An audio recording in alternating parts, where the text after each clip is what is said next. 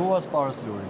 Boris Lurie was a Russian-American artist who was born 1924 in St. Petersburg, and he moved with his family to Riga in the age of 1 year, 1925. So he grew up in Riga in Latvia.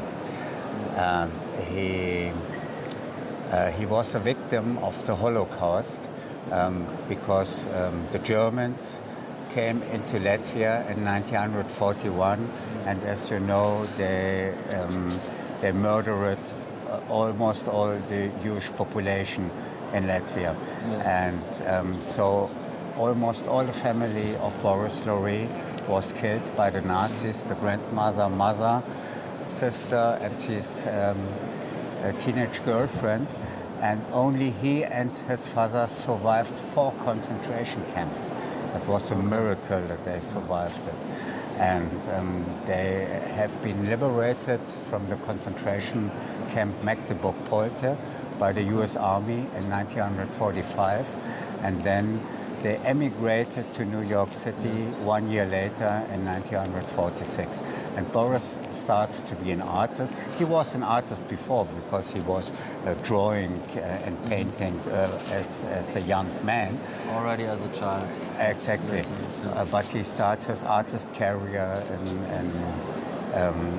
New York and in the US. I also see some here the David Stern.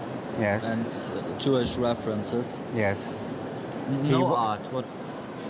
What does this biographic topic of the Shoah have to do with this movement, no art, or with this slogan, no art?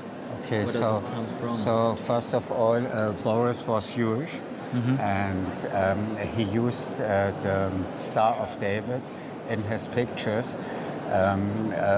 Because he wanted to give a statement to the audience, to the people who look to the works. And he found the No Art movement together with Sam Goodman and Stanley Fisher, 2 artist friends in New York City in 1959.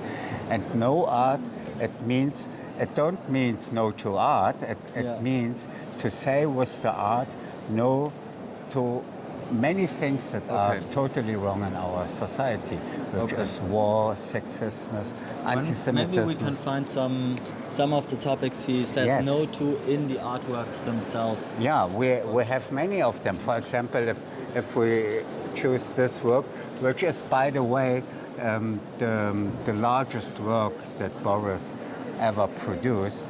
It's almost 5 meters long. So this work, the title is Hairdos, Memo to the US. And as you can see on the picture, there are several photographs from concentration camps and all the horror and the disasters that the Germans, the Nazis bring over Europe in the 40s.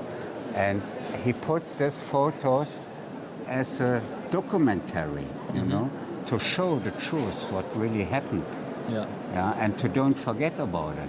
Are these the photos that were also shown to the population, the German population, so that they believe what they did? Exactly, and the photographs has been taken off from the newspapers and the magazines where Boris found them.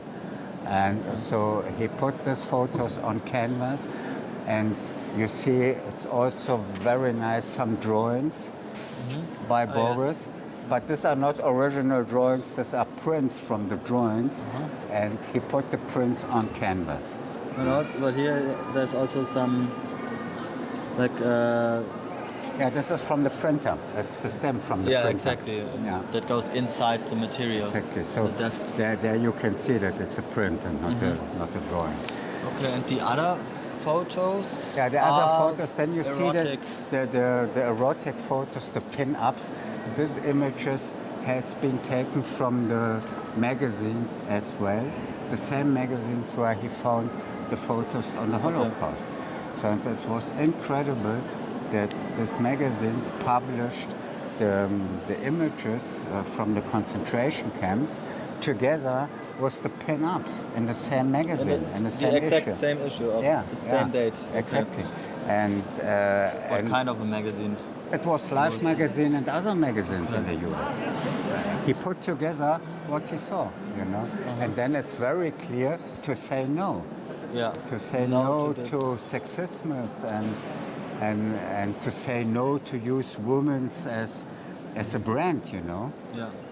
And also to combine the two as if there were no reason not to do so. Exactly.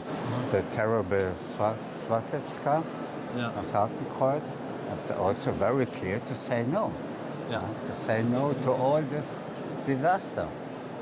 And this is an artwork from 63. 63, okay. Yeah, 63.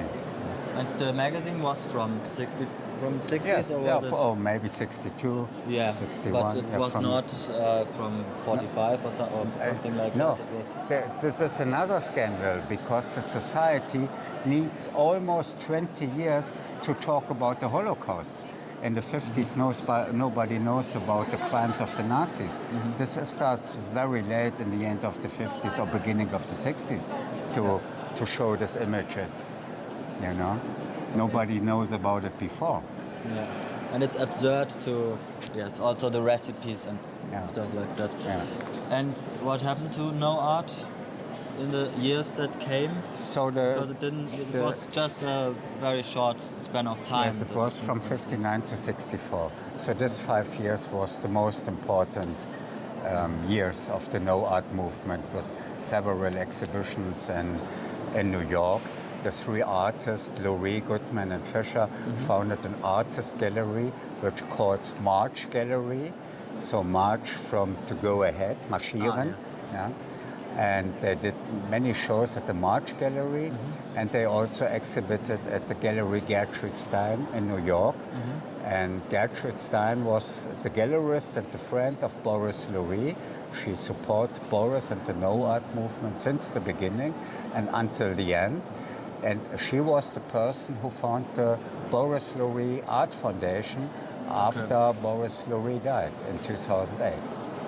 With which I'm now talking. So you are part of the head of the Art Foundation. I'm advisor to the board of the foundation. Okay, and the foundation did an exhibition in Kunsthaus Dahlem before. And now we are here seeing as the special presentation on positions. Yes, what that's right. Exactly? We are seeing the exhibition that took place in Dahlem in a different setup. So at Kunsthaus Dahlem in Berlin, it's a show. It calls Art After the Shoah, Vostell and Lurie in dialogue, because Wolf Vostell and Boris Lurie has been artist friends too and have many parallels in the art, and we was interested to show this. And as the show in Dahlem runs until the end of October, we thought it makes sense to make a special show at Positions Berlin Art Fair. So that's why we are here presenting a selection of early works from Boris Lurie from the 1960s. It's a very nice idea, and also to have this. The topic as a very clear exhibition that works together. And it gives another quality to the fair, I think. Yeah, thank you. I think we're almost the only political art at the fair. And we shouldn't miss political art, so that's why we are here, to have a standing for political art. Yeah. Do you also sell? No, we are not allowed to sell. It's a foundation, and we just want to show the works. Well, we had many people asking for prices and asking if we are able to sell, and I'm very sorry to say no, but these are the rules. Yeah. But thanks for showing them anyway. Okay, thank you. Good luck. It was a pleasure to be here with you and with your team at the fair. It was a great experience. For us as well. And I think until when exactly will the show be in Dahlem? Until October 30. Okay, so for everybody who is in Berlin, it's a clear recommendation. And after this date, when the show closed in Berlin, it will travel to the Ludwig Museum in Koblenz. Ah, okay. Yeah, it will open there on November 13. Okay, and also stay for a few months. Yeah, until February. Thank you very much. Okay, you're welcome. Thank you.